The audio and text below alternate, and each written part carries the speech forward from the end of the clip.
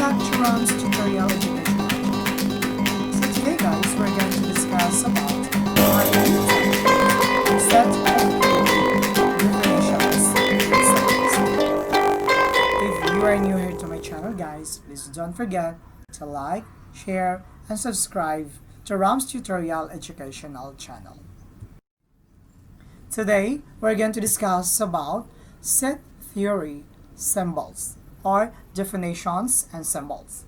The first symbol guys is what you have seen is that such that in symbol name, meaning or definitions, so that.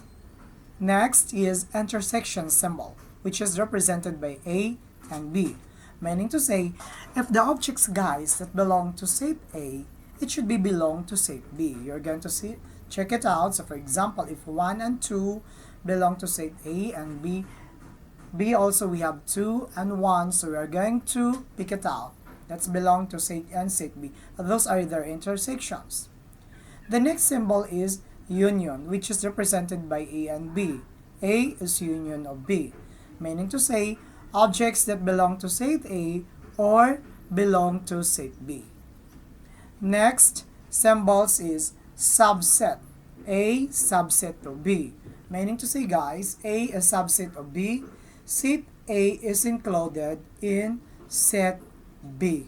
That is what we call the functions of these particular symbols. So we need to know the symbol name under definitions.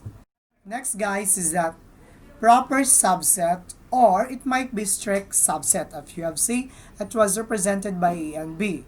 A is a subset of B, but A is not equal to B. So for example, we have here what you call braces. So we have first different symbols. It's either close parentheses, close and open parentheses, braces, or brackets. We have 9 and 14. A proper subset to what we call B is equal to B, which is 9, 14, and 28. Okay? 9, 14, proper subset to 9, 14, and 28.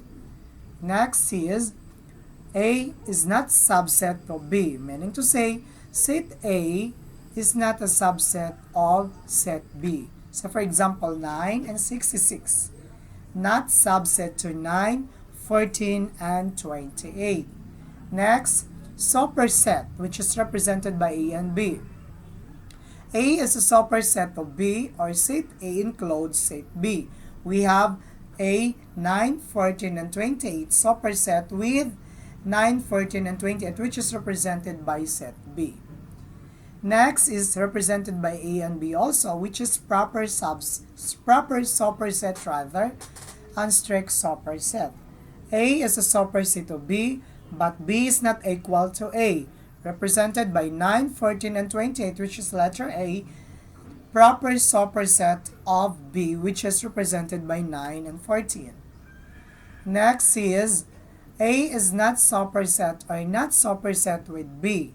Set A is not superset with set B. We have 9, 14, and 28, which is represented by A, and B, which is 9 and 66, not superset.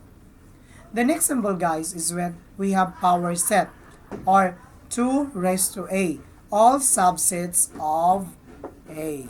Okay guys, next is that we have sets of theory. So our sets of theory, we have equality. Both sets have the same members. Okay, and next, complements all the objects that do not belong to set A. Complements all the objects that do not belong to set A also. Next is relative complement, objects that belong to A, not to B. Next, relative complement, objects that belong to A and not to B. Those are what we call set of theory. Next, symbols and definitions. We have A and B, symmetric difference. Object that belong to A or B but not to their intersections. So for example, A, okay, we have 3, 9, 13, B, 1, 2, 3. A and B, okay, are symmetric difference with 1, 2, 9, and 14. Next is symmetric difference. Objects that belong to A or B but not their intersections. We have A is equal to 3, 9, 14. B, 1, 2, 3. A symmetric difference of V is equal to 1, 2, 9, and 14. That means to say, guys, you need to pick up also the objects that belong to A, which is 3, 9, and 14, and B, but not to their intersections. Okay, so the answer is 1, 2, 9, and 14. Okay, 1, 2, 9, and 14. Okay. Next is element of what you call A belongs to that. That is set of membership. Or A is not the element of A. Okay, we have 3, 9, 14. Okay. Next is X, not element of, or that is what you call not no set membership. Okay, so we have A is equal to 3, 9, 14. Or it's not element of A. A and B is ordered pair, collections of two elements, guys. So remember, we need to know the functions and uses of different symbols and definitions so that we will know how to execute each of these symbols. Next, we have A times B or AXB. This is Cartesian product, guys. This is set of all ordered pairs from A and B. Next is cardinality. That symbol for uppercase A, which is cardinality. Meaning to say, guys, when you said cardinality, it refers to the number of elements of set A. So for example, A, 3, 9, and 14. So our cardinality of A is 3. Okay? Next, that's the symbols of sharp A. Its cardinality represents for the number of elements of set A. We have 3, 9, and 14. Therefore, sharp A is equal to 3 only. Okay, that is our cardinality. Next is vertical bar symbols is such that we have A is equal to X using vertical bar, then 3. Next is aleph null or infinite cardinality of natural number sets.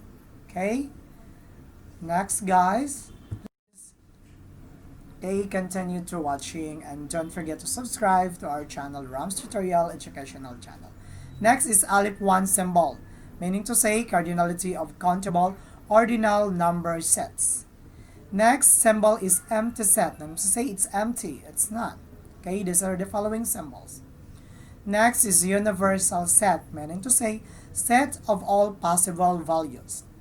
Next is N and O or natural numbers represented whole number set with 0. So for example, okay, natural numbers is equal to 0, 1, 2, 3, 4, ellipsis, 5, 6, 7, and so on. Okay, meant to say natural numbers is the number set of 0.